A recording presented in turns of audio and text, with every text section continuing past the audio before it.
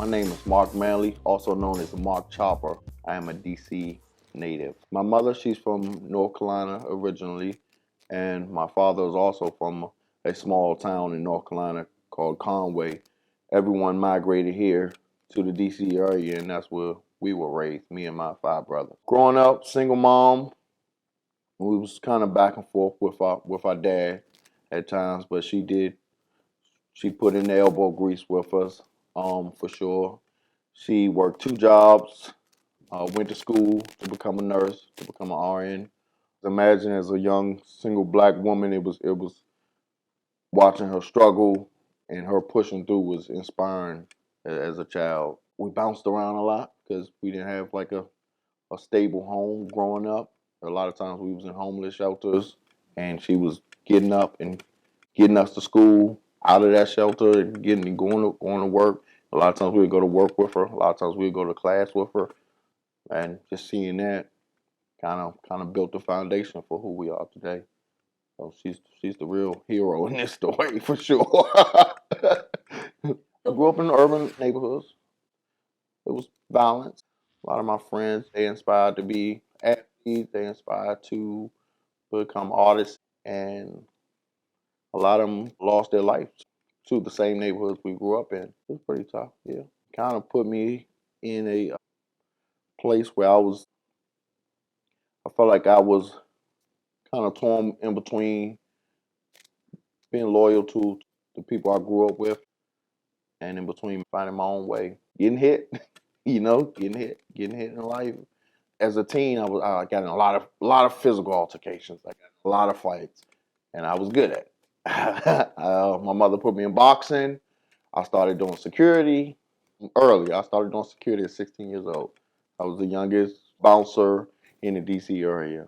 About 17, 18, I had my own security team at different venues in the Washington, D.C. area. Worked my way up, working for high profile clients, kind of around 23, 24. I'm working with big name rappers. I was good at what I did. I was very good at what I did. I didn't have a background with firearms. I had no knowledge. I had no prior knowledge. I was never educated on firearm awareness or safety. My mother didn't allow us to play with guns. We didn't get toy guns. We didn't get water guns. And it was just such a stigma on guns in our community. She kept us away from it. So the only education I got from firearms was from my neighborhood, from guys in the street. And as you can imagine, wasn't the best knowledge I could have got because it was so easy just to get a firearm off the street and there was so much violence. That's the first thought process, to just hurry up and get protected so you can defend yourself if you need to. I think that's the case of most young black youth. Mind you, I was working security, being involved in a justified homicide. There was four guys in ski masks and guns.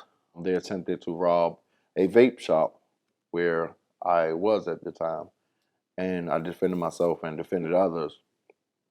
And they ruled the homicide justified, but the firearm was unregistered. So charges came brought up with the firearm being unregistered, back to back in criminal cases that pertaining to it. And I ended up winning. My lawyer put it this way: thank God I had a firearm. So I remember her saying that to the judge, and the judge shook her head and she agreed, and she dismissed the case. And that's when I realized, I said, wow, I've been protecting people all my life for 10 years. I've never been educated on firearms. I've never knew my rights when it came to firearms. I never knew the process to get firearm permits and concealed carries. I didn't even know what a concealed carry was back then. And this was recent. This was 3 years ago. So after that situation, going through such persecution from defending myself, I said, I want to see if I can go the legal route. I want to see if I can get a legal firearm. And I went through the process, and I got my permit. And then I got my another permit. And then I got another concealed carry permit from a different state. I'm like, wow, with me being having such a troubled past, I thought they wouldn't give me a firearm. I had fights and stuff, and I said it's no way. So when I got it, I was like, oh wow, that was fairly easy. I would have never known it was that easy to get a firearm, and started training. I started educating my friends. You can go get a firearm, right? Let me see your background. Let me see if you don't even have any felonies. Even some people with felonies can still get their gun rights restored. I'm like, the more I dug deeper, it's like, wow, why no one taught me this? All of the things that I've been through could have been avoided. So I felt like spreading the word.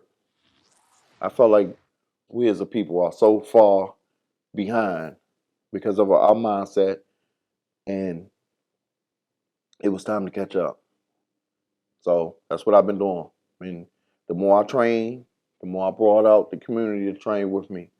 But the more information I got, the more I started spreading information. And then my platform had grew.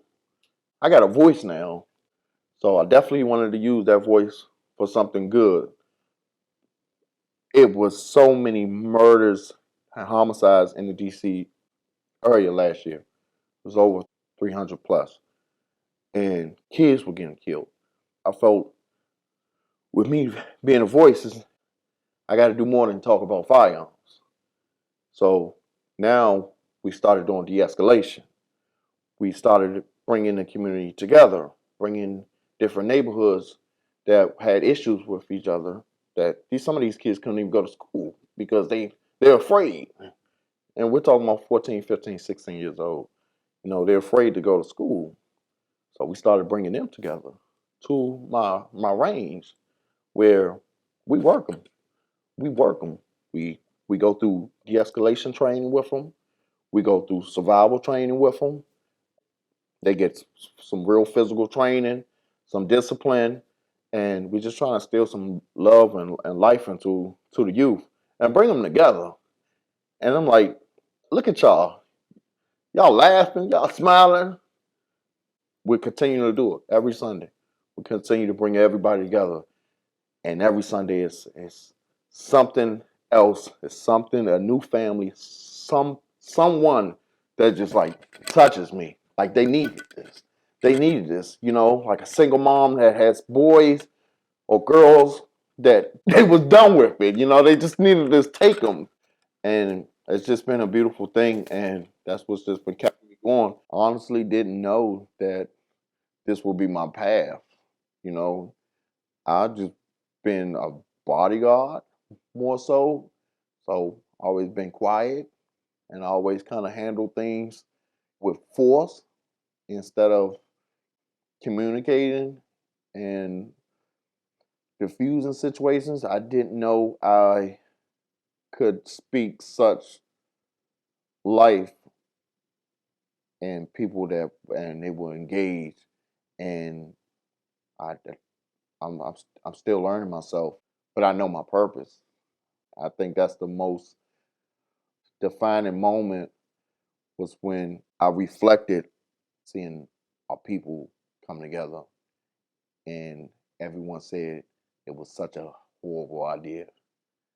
Everybody, my family, like my close friends, like I got so much backlash, and it was hurtful, and it was like you can't bring firearms and black people, and you can't put them in one setting, especially inner city families.